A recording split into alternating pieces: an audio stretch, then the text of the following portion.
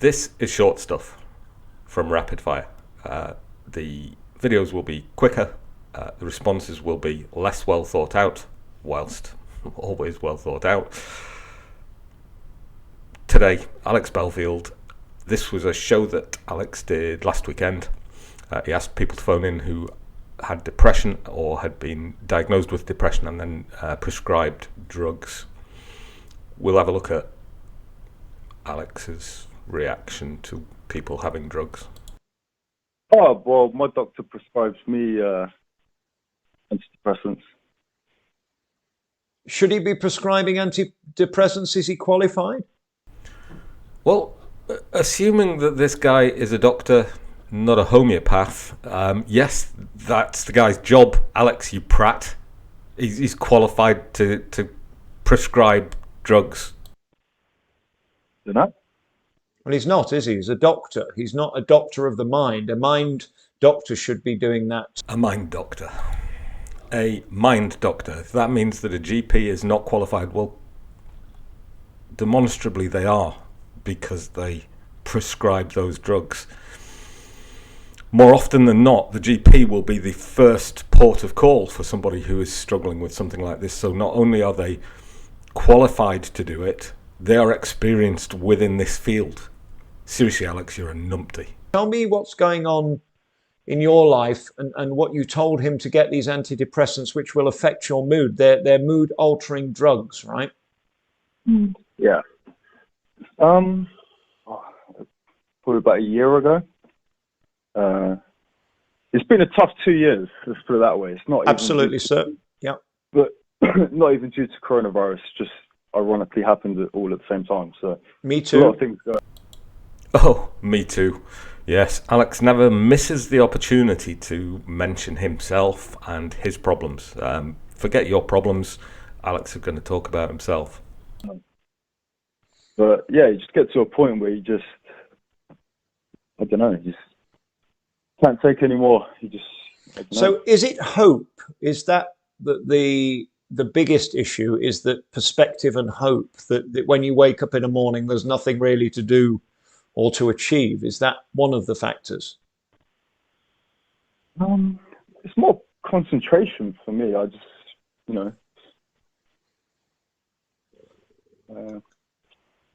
but there's different factors. So there's. What does that mean? Concentration. Like it's hard to concentrate on certain things for a long period of time. Okay. What's that got to do with depression? Because those two things are very different. You pig ignorant twat. Where do you get off saying what?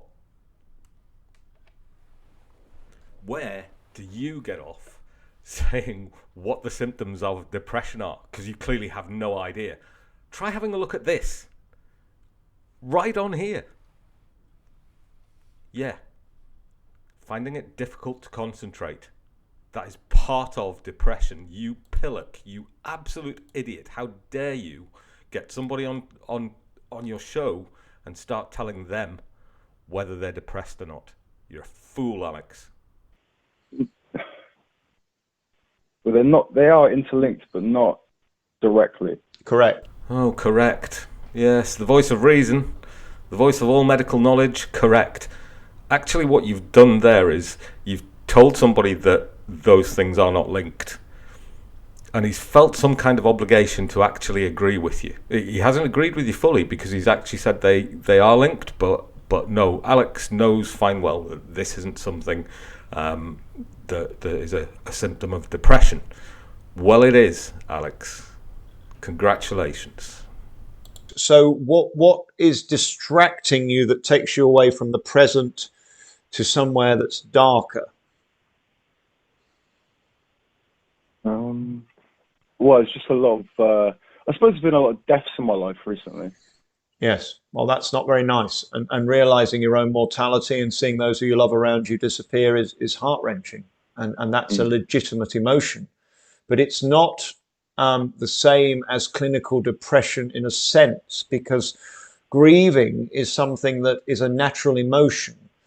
the notion that you can't get out of bed in the morning because you are overtaken with a darkness and a cloud that is insufferable is different. Are you sure that you're not just sad? Are you sure you're not just sad? Are you sure you're not just sad? This guy's been to a GP and sat in front of him and been diagnosed with having depression. Now, depression isn't one thing.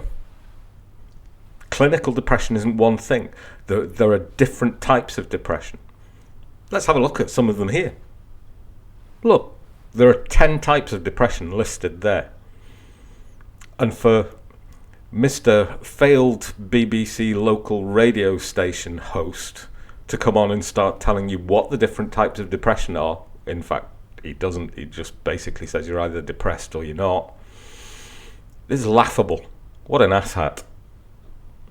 So what I'm trying to get to you is, are you just human and reacting to death and grieving, or are you actually in need of these tablets? From what you've told me, and I'm not a doctor, but I'm just talking to you as a human being, and I've probably got more time than your fucking doctor has. You're not medically, manically depressed. You're actually just sad, which is legitimate because you're grieving. You're not medically, manically depressed. Manic depression is just one of the depressions. It's more often known as bipolar disorder. You can be depressed without having bipolar, Alex. You're right, you're not a doctor. You're not even a decent human being because you don't have an idea how to conduct yourself. Fuck's sake, shut up. No, I completely see your point. It was, when I originally phoned the doctor, it was literally one conversation, and then by the end of it, you're prescribed. And you're proving what I'm saying, that this guy is not qualified and shouldn't be handing out pills. He should be ashamed of himself. I don't think you should be on them, sir. I think you're grieving. And counselling, talking, friends will help that. Pills won't. Pills will make you subhuman. He did suggest therapy and counselling and CBT before saying so, but for me, it's... He suggested CBT. Not CBT, yeah, cognitive behavior therapy, something like that. Interesting. The same man who gives you pills suggests CBT. I find that riveting because they couldn't be further apart. Oh, sweet Jesus. They couldn't be further apart, could they, Alex? I mean, this is a 30-second Google. Why don't you have a look at this? What does this say, Alex? This says that these two things would be used in conjunction with each other. And it gives the reasons why. Because the tablets will give you a more immediate effect and the CBT is more long-lasting. That's what's called a slow burn, the CBT. Seriously, Alex, you sit there like some kind of wise old sage looking down your nose, pontificating and giving your point of view. I don't give a shite about your opinion, you stupid man. Your opinion counts for nothing. You're allowed to have it, but there's one set of facts. But one of them costs money in real time. One of them is a box of pills. That's interesting. Yeah, I don't know. I can't afford to go see a psychiatrist. It's not. And he wouldn't prescribe a psychiatrist or somebody to talk to. Not really. More, I don't know. I can't remember now. I don't think you come across to me as a clinically depressed person, sir. So that gap, that pause, that hesitation. Alex says he wouldn't do this thing. He wouldn't prescribe CBT. He probably did, hence the gap. And as the caller says, I don't know, I can't remember, after a substantial gap. And then Alex goes on to minimise that man's condition by saying, You're not depressed. Based on what, you stupid twat? You're not a medical doctor. You're certainly not a psychologist. You are suffering from the Dunning Kruger effect. This is the Dunning Kruger effect. And guess where you are on this scale, Alex? As a hint, I've put an X and an arrow. That's where you are. You know where their head was. You won't know how you're feeling, sir, if you're on pills until you come off them. Now, I'm not going to recommend you coming off pills because I'm not a doctor and that would be beyond my reach. But what I would love you to do is phone your doctor back and ask him how long have you been on these pills? Yeah. How long have you been on the antidepressants? 1 year. Yeah, it's too. I mean, this is ludicrous. I mean, he's signing off these repeat prescriptions. How many times have you? Here's the killer question, people. Journalism, fucking journalistic brain. You wouldn't get this on the fucking BBC. 5 Live, Stephen Nolan, that fat pig, wouldn't ask this question. Could you answer me? How many times have you spoken to your doctor on repeat prescriptions? How many times, sir? It was when he originally prescribed them. Once, and then how many more after that? It was probably after about 6 months when... After 6 months, after six prescriptions, he speaks to you again. That was only because I phoned, because on the app where you can order your repeats... On an app. I wasn't able to use that app, so I had to call every time So in other words, once you're on antidepressants, which are mind-changing Mogadon drugs, and when I call people Mogadons, do you know what a Mogadon is, sir? And now we're about to find out the depth of Alex's medical knowledge. Mogadon is a drug, yes. It's a sleeping pill. It's a sleeping pill that you would typically be put on for 2 to 4 weeks, tops. It is addictive, and it basically makes you sleep. It is not an antidepressant. Mogadon is for insomnia. It is a benzodiazepine. But I'm sure you'll know better, Alex. It is something that it makes you basically neither high nor low. It is something that will just bring you to a level where you're not human. And I fear this is why I'm so damning of antidepressants. They're given to people. They are repeatedly given to people, and there is no way out of them. They let you stay on them for life. I think you're perfectly human and normal. I think you shouldn't be on them. Ask your doctor whether I'm right, because I think Also, to add to it, I recently called, and I mean, within the last 4 weeks, and there's been some more, say, major trauma in my life recently, but it's come to an end, let's say. But it was just increased. But so they're giving you more pills to deal with more trauma. You are the best call I've ever taken, because people have had a real go at me. I have been harangued and bashed and beaten from pillar to post on social media and in the comments for my opinion on antidepressants, and you've summed up everything I believe.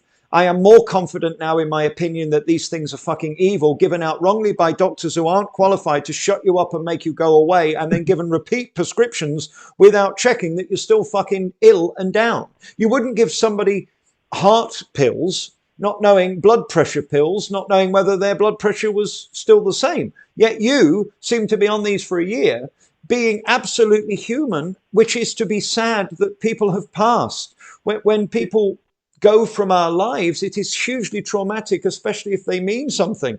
That is to be real. To take that emotion away is actually compounding it and making it fucking worse, sir. Yeah, I can totally see that. Absolutely. I don't know what they've done for me, really. Well, we can't worry about the past. We worry about the future. So here's where we go with this call. Have you got lots of friends? Have you got lots of friends? Loads, yeah. Can I ask you a question? Go to your doctor, because I can't tell you to do this, and I never would. I can't tell you to do this, and I never would, but now I'm going to tell you to do something. This guy's a bellend. He really is. Go to your doctor and tell him what I've said, and feel free to tell him who fucking said it if needs be, and say to him, I would like to find a way of coming off these slowly and safely. Can you get me off these pills? I've got a network of friends and family who are going to make sure that if I dip or anything goes wrong, we're going to come straight back to you. But in the meantime, I'd like to get back to being fucking human again and back on the planet without the aid of these drugs that is costing the NHS a fortune and keeping me like a fucking Mogadon. Sure, I will. Excellent. So This guy is going to go to his doctor and he's going to say, I want to come off these drugs because I've been talking to Alex Belfield, and the doctor's going to say, fucking who? And he's going to say Alex Belfield, and the doctor might do a bit of research and find out who that is and what his qualifications are, which are 0 and being a gobshite.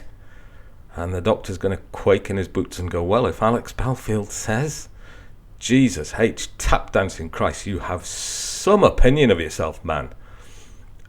Don't really give a shit what you say.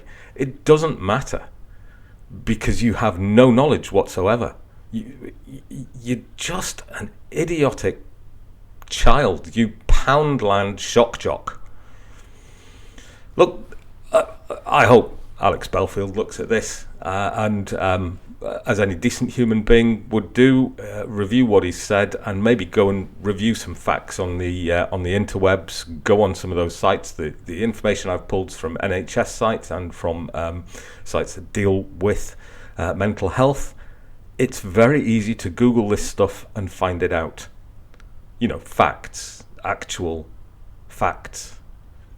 I also hope that the people that look at Alex Belfield's site and think that he's the voice of reason, I hope you watch this as well, and I hope what you consider is that this man knows nothing, but he says it, he asserts it with great authority, but he never backs it up with evidence.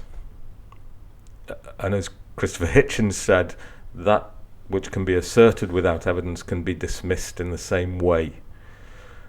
Please, people, follow experts. Don't follow Alex Belfield. He does not know of what he speaks. Basically, he's a shock jock, and he's come to that because nobody really wants to listen to his opinions on Broadway shows, which is what he used to do. He used to report on theatre and shows and say, "Oh, you're good or you're bad." The guy has no clue. Please stop listening to him. Or listen to him and do that with a critical mind. Use critical thinking as to what he says. Identify the things that he says that you think, oh, that might be right, and then check it. Go check it properly, critically, analytically. Guys, take care of yourselves. Till next time. Bye-bye.